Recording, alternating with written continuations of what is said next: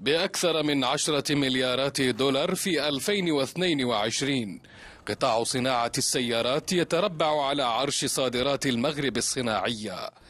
من هذا المصنع بمدينة القنيطرة تخرج سيارة كل دقيقتين، تصدر 90% منها معظمها إلى أوروبا. احنا فخورين بأننا عندنا سيارة مغربية 100% اللي منذ الانطلاقة ديالها الحمد لله السوق كتزيد تطلب منا أعداد كثيرة.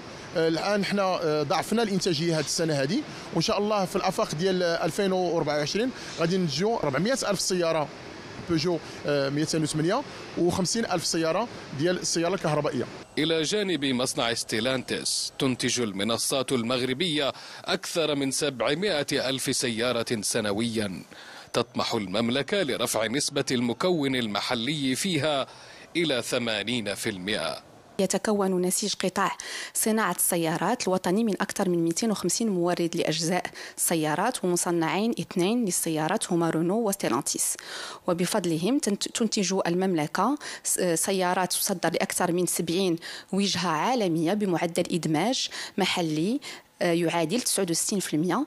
ويوفر قطاع السيارات في المغرب أكثر من 220 ألف فرصة عمل، ويشكل ربع صادرات المملكة.